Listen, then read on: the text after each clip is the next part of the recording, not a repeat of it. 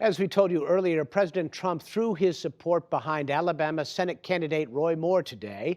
John Yang is here with more on the president's endorsement and the Republican tax plans. Miles, to discuss all of that, it's our usual Politics Monday team. Amy Walter of the Cook Political Report and Tamara Keith of NPR. Tam, let me start with you. The president had been dancing around this race. He had been bashing the Democrat rather, but for the first time today, really came out, endorsed Roy Moore, called him to give him the endorsement. What do you make of this shift? Well, the president had clearly, as you say, been moving in this direction. And the White House justification is one that I think a lot of voters make too, which is the president is essentially saying, I'd rather have someone who agrees with my agenda than someone who doesn't. Now, there's also a moral issue in terms of the things that Moore is accused of.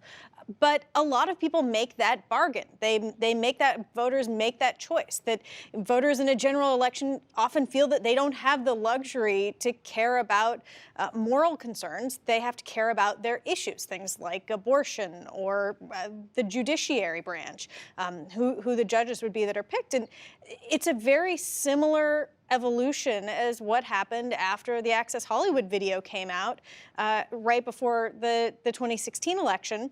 Initially, there were a lot of Republicans who were like, he should withdraw, this is over, this is terrible. And then eventually they mostly all came back home. And you also saw Mitch McConnell essentially coming back home with more. Yeah, it feels very similar to that trajectory we saw after the Access Hollywood tape. And now we're seeing in polling that Roy Moore, after being behind for a little while now, is coming back up in the lead. It's a very narrow lead. It's only about 2.5 points if you average the most recent polls.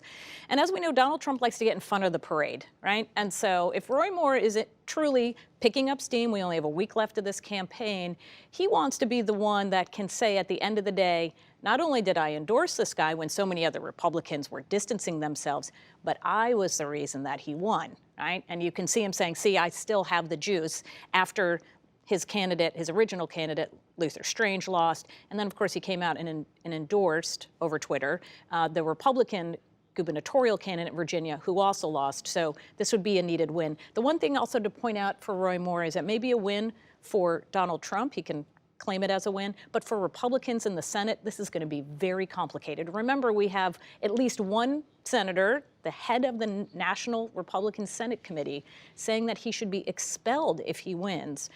Mitch McConnell still saying that the Ethics Committee should investigate. This is going to be a real tough and awkward time for Republicans should he come in there. And of course, Roy Moore is not exactly a team player.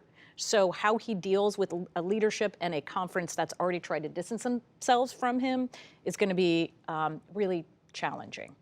And you mentioned the parallels with last year's election, the campaign, the women who came out with allegations against Donald Trump. Now Billy Bush has raised that issue again with his op-ed in the New York Times. One of the president's accusers has a hearing in court tomorrow in New York.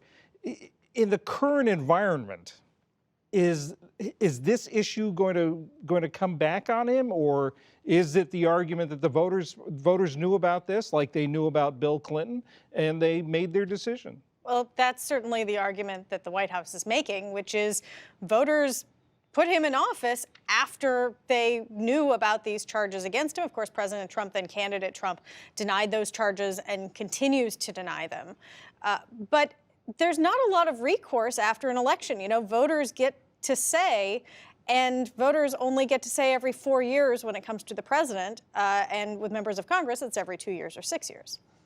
Well, and I think we're going to find, I think the other answer, we don't really know the answer, right? We still have members of Congress right now who are being asked by members of their own leadership to resign. And we don't, some of them are up for election this year, some aren't, or next year, some aren't. But will those folks be pushed out by leadership or castigated in some way by people who aren't their voters? That's the challenge right now for Congress, right? Is to show the voters that they're taking this seriously, but they also have the limitation that, well, yes, we aren't your constituents.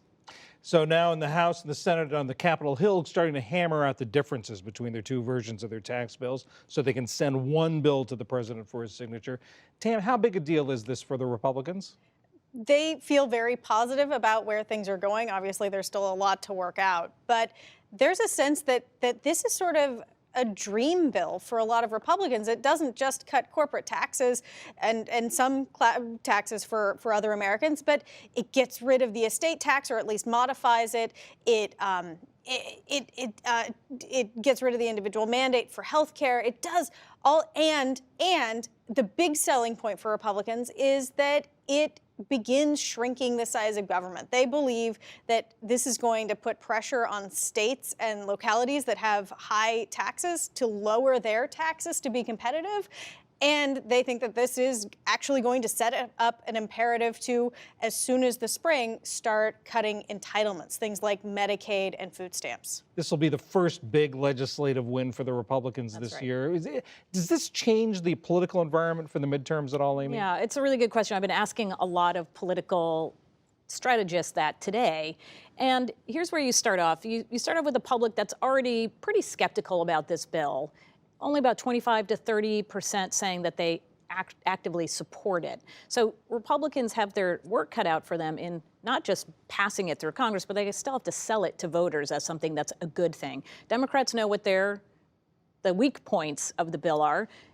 Tam points this out as, oh, this is great, that now we're going to force states to have to cut their budgets. Well, a whole bunch of people who live in those high-tax states say, wait, I can't take the write-off anymore. Right? I was pointing out the sales to absolutely. the base, the Republican base. But sales to the voters are different. Democrats really see this as nothing but a winner for them in 2018 because there are so many holes to poke. The real question is, if the economy continues to do well in 2018, I think that helps Republicans. They can come back and say, well, this growth is thanks to us. We've got a little bit of time left. This city's been consumed by the Michael Flynn guilty plea on Friday, and all the talk over the weekend. Amy, you look at races across the country. Are Democratic challengers talking about this? No, I sat down, it was about a month ago, but I sat down with a whole bunch of House candidates who are challengers in Republican districts. None of them talk about Russia. None of them talked about Trump. They all talked about these are the kinds of issues: healthcare, taxes, what's going on in Washington. Amy Walter, Tam Keith. Thanks a lot. You're welcome. You're welcome.